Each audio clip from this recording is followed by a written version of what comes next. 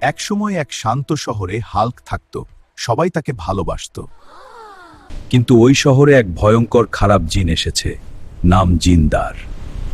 জিন্দার শহরের মানুষদের ভয় দেখাতে চাই। হাল্ক জানল জিন্দারের দুষ্টামি চলতে দিতে পারবে না। তুই আমাকে আটকাতে পারবি না। জিন্দার সব গাছ ফেলে দিল, ঘরবাড়ি ভেঙে দিল।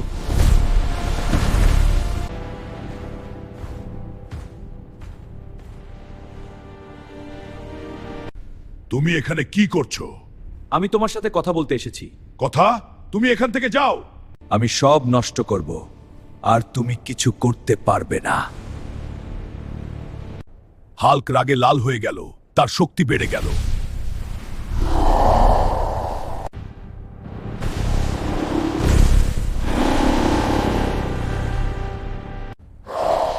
জিন্দার ভয় পেয়ে পালাল, আর শহরের কাছে আর কখনো ফিরে আসেনি।